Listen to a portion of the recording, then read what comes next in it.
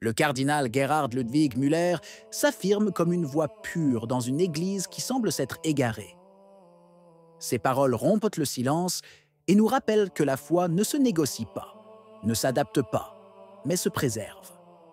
C'est la voix que beaucoup ne veulent pas entendre, mais que chacun, aujourd'hui plus que jamais, a le devoir d'écouter.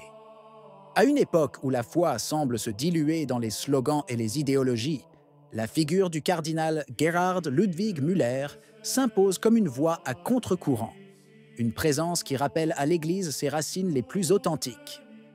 C'est à Philadelphie, aux États-Unis, que le cardinal, préfet émérite de la Congrégation pour la doctrine de la foi, a célébré la messe selon le rite romain traditionnel, réaffirmant fermement que l'ancienne liturgie n'a jamais été interdite et qu'elle constitue, en effet, le cœur battant de la continuité catholique.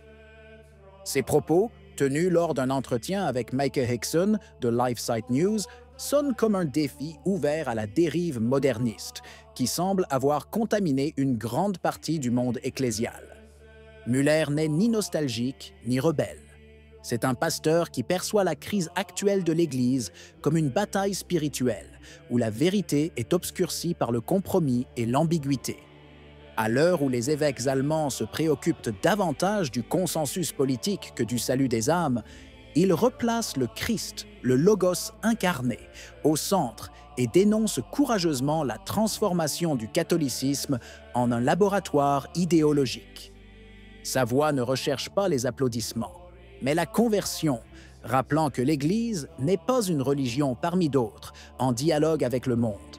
Elle est l'épouse du Christ, appelée à garder la vérité même lorsque le monde la rejette. Pour le cardinal Müller, le modernisme n'est rien d'autre qu'une hérésie antique déguisée en progrès. Il n'a rien d'authentiquement moderne.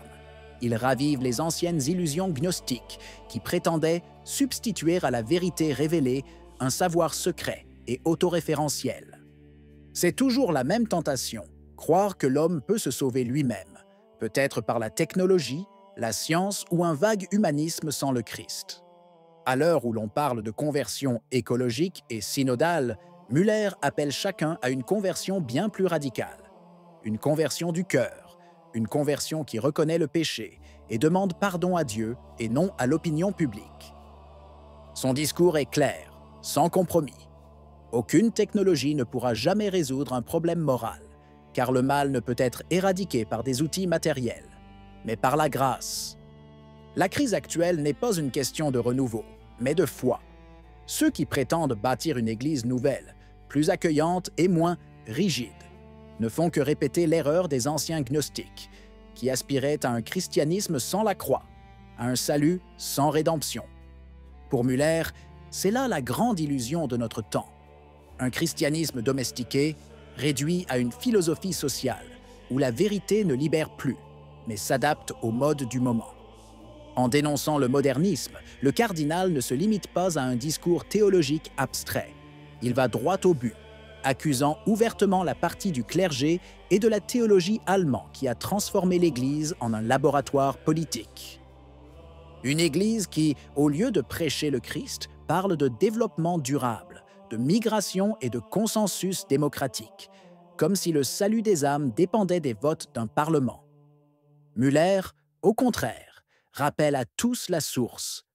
La vérité du Christ ne se vote pas, elle ne se met pas à jour, elle s'accepte. Au cœur de la pensée du cardinal Müller se trouve la vérité originelle de l'homme, celle que le monde d'aujourd'hui semble vouloir effacer. Être homme et femme, don du Logos et signe visible du plan divin. À une époque où la confusion des identités est présentée comme une liberté, il nous rappelle que la différence sexuelle n'est pas une limite à surmonter, mais un appel à un amour fécond, enraciné dans la création elle-même. Toute tentative de la nier, de la brouiller ou de la redéfinir n'est pas un progrès, mais une rébellion contre le Créateur. C'est pourquoi Müller condamne fermement toute forme de bénédiction d'union, contraire à la loi naturelle, la qualifiant de trahison de la foi. Ses propos contre l'idéologie arc-en-ciel ne constituent pas une déclaration polémique, mais une position théologique et spirituelle. Derrière ce drapeau, affirme-t-il, se cache une vision du monde athée qui rejette Dieu comme auteur de la vie. C'est pourquoi, pour lui, la présence de symboles idéologiques dans les églises constitue une profanation du sacré, un signe de l'infiltration de la pensée profane au cœur même du culte. Lorsqu'un évêque célèbre l'Eucharistie en faveur d'une idéologie, affirme Müller, il ne célèbre pas le Christ, mais une autre foi. Il ne s'agit pas de moralisme, mais de fidélité. Pour le cardinal, bénir ce qui est intrinsèquement mauvais revient à légitimer le péché et à désorienter les fidèles. La miséricorde, explique-t-il, ne consiste pas à justifier l'erreur, mais à la nommer et à accompagner ceux qui en font l'expérience vers la conversion. C'est pourquoi Müller apparaît aujourd'hui comme une voie isolée, mais nécessaire, à une époque où beaucoup préfèrent la diplomatie à la clarté et où la confusion est présentée comme de la charité. Lorsque le cardinal Müller affirme que la messe traditionnelle n'a jamais été interdite, il ne se contente pas d'énoncer un principe liturgique. Il défend l'idée même de la continuité de la foi. Pour lui, le rite ancien n'est pas une relique du passé, mais une manifestation vivante de ce que l'Église a toujours été. C'est la même messe célébrée par saint Augustin et saint Cyprien, la même langue sacrée qui a uni les peuples sous un même autel et qui est aujourd'hui perçue comme un obstacle par ceux qui souhaitent une Église modernisée. Müller, quant à lui, la considère comme le rempart contre la fragmentation et l'oubli. À une époque où tout est adapté, traduit et simplifié pour plaire au monde, la messe en latin maintient cette distance nécessaire qui nous rappelle que Dieu est autre chose, que le sacré n'est pas fait sur mesure pour l'homme.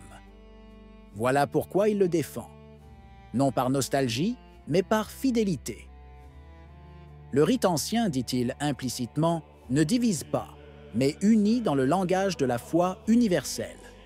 Il ne ferme pas, mais ouvre l'âme au mystère. Et en le réaffirmant, Müller touche un point sensible.